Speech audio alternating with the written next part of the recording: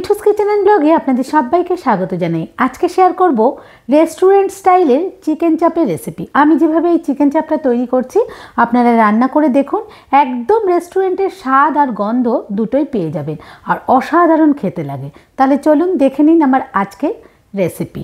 এখানে আমি মিক্সিং একটা জার নিয়ে নিয়েছি আর এখানে 50 গ্রাম মতো নিয়ে নিয়েছি পোস্ত আর 15-16টা কাজু, 2 টেবিল চামচ মতো চারমগজ। এবার এগুলোকে আমি শুকনো প্রথমে গুঁড়িয়ে নেব। প্রথমেই জল দেব না, তাহলে মিক্সিতে বাটা হবে না। এবার 8-10টা কাঁচা লঙ্কা দিয়ে দিচ্ছি, দিয়ে একটা মিহি পেস্ট তৈরি করে নেব। চিকেনের পরিমাপটার উপরেই কিন্তু মশলাটার পরিমাণ নির্ভর করছে। এখানে আমি 2 কেজি পরিমাণ চিকেন নিয়ে নিয়েছি, তো আমার বাড়িতে কিছু গেস্ট আসবে, সেই জন্যই আমি চিকেনটা বেশি পরিমাণ নিয়েছি। আপনারা যদি কম রান্না করেন তাহলে কম পরিমাণ মশলাপাতি দেবেন সেই অনুপাতে।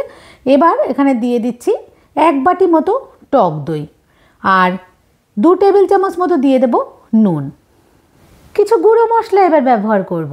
1 টেবিল চামচ হলুদ গুঁড়ো দিয়ে দিয়েছি, সাথে 1 টেবিল চামচ করে জিরে গুঁড়ো আর ধনে গুঁড়ো। লাল লঙ্কার গুঁড়োও দিয়ে দেব 1 টেবিল চামচ। ঝালটা কিন্তু একদম আপনারা আপনাদের স্বাদ মতো দেবেন, যে যেমন পছন্দ করবেন। কাশ্মীরি লাল লঙ্কার গুঁড়ো দিয়ে দেব 2 টেবিল চামচ, সুন্দর একটা রেস্টুরেন্টের মতো কালারের জন্যে। 100 গ্রাম মতো দিয়ে দিচ্ছি সাদা তেল। আপনারা সাদা তেলের বদলে সর্ষের তেলও দিয়ে দিতে পারেন। 1 টেবিল চামচ করে গোলাপ জল, কেওড়া জল আর দিয়ে দিচ্ছি ভিনিগার। এবার বাটা মশলা দেওয়ার পালা। 4 টেবিল চামচ মতো রসুন বাটা দিয়ে দিচ্ছি, মানে 20-25 কোয়া রসুন হবে। আর 4 টেবিল চামচ দিয়ে দিচ্ছি পেঁয়াজ বাটা। আদা বাটা দিয়ে দিচ্ছি 2 টেবিল চামচ। রসুন বাটা যতটা দিলাম তার অর্ধেক হচ্ছে আদা বাটা। এবার যে কাজু পোস্তর পেস্টটা তৈরি করেছিলাম সেটা দিয়ে দেব। সামান্য পরিমাণ ফুড কালার ইউজ করছি, রেস্টুরেন্টের মতো সুন্দর একটা কালার আনার জন্যে। এটা স্বাস্থ্যের জন্য খুবই ক্ষতিকারক, আপনারা যদি না চান তাহলে দেবেন না। দানা দানা একটা টেক্সচারের জন্য 1 টেবিল চামচ মতো দিয়ে দিচ্ছি রোস্টেড বেসন। রোস্টেড বেসন বলতে 1 টেবিল চামচ বেসন শুকনো খোলায় একটু নেড়ে নেবেন। এবার সমস্ত মশলাগুলো হাত দিয়ে ভালো করে চিকেনের গায়ে ঘষে ঘষে লাগিয়ে নিচ্ছি। এটা এবার 4-5 ঘন্টা মতো রেখে দেবো। যত বেশি সময় মশলা মাখিয়ে চিকেনটাকে রেখে দেওয়া হবে তত ভালো হবে। আর আপনাদের কাছে যদি সময় থাকে তাহলে সারা রাত যদি মেখে ফ্রিজে রেখে দিতে পারেন তাহলে খুব ভালো হবে, চিকেনটা সফটও হবে আর মশলাটাও ভালো করে ঢুকে যাবে। 2টো টমেটো পেস্ট করে দিয়ে দিচ্ছি আর 2 টেবিল চামচ মতো দিয়ে দেব এভারেস্টের বিরিয়ানি মশলা। আর আপনাদের কাছে যদি এভারেস্টের বিরিয়ানি মশলা না থাকে আপনারা কিন্তু বিরিয়ানি মশলা বাড়িতেও তৈরি করে নিতে পারেন। সেই রেসিপি লিঙ্কটা আমি ডেসক্রিপশান বক্সে দিয়ে দিচ্ছি, আমার চ্যানেলে এটা আছে। এবার সমস্ত কিছু ভালো করে মাখিয়ে নিয়ে আমি ঢাকা দিয়ে 4-5 ঘন্টা রেখে দিচ্ছি।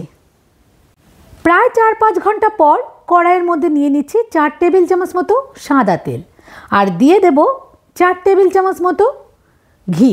আপনারা চাইলে শুধুমাত্র ঘিয়েও এই রান্নাটা করতে পারেন, শুধুমাত্র সাদা তেলেও রান্নাটা করতে পারেন। আমি ঘি আর সাদা তেল দুটো মিশিয়েই কিন্তু রান্নাটা করছি।